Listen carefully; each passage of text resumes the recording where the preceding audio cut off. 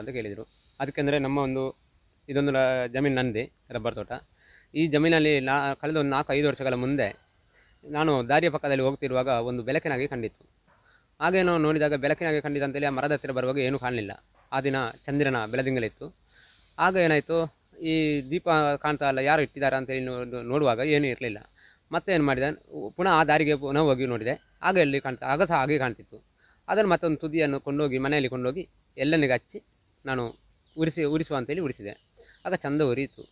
ಅದನ್ನು ನೋಡಿಬಿಟ್ಟು ನಾವು ಇದೇನೋ ನಮಗೆ ಇಂಥ ಅಪರೂಪದ ಗಿಡ ಇಲ್ಲಿ ಉಂಟಂತೇಳಿ ನಮಗೊಂದು ಗೋಚರವಾಯಿತು.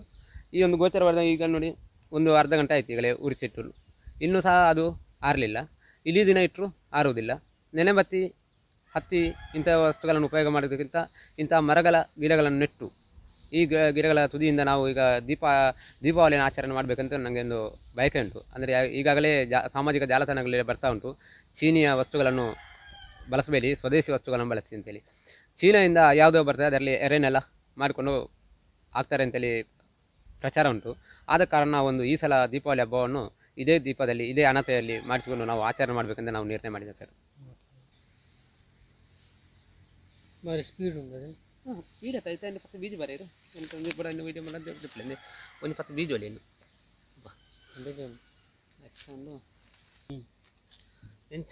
ಎಣ್ಣೆಲ್ಲ ಕೊದಿ ಉಂಟದೆ ಎಣ್ಣೆ ಕೊದಿಪ್ಪು ಇದು ಎಣ್ಣೆ ದೀಪ ಮುಟ್ಟಾರಲ್ಲಿ ಯಾಕೆ ಬೆಚ್ಚ ಅದೇ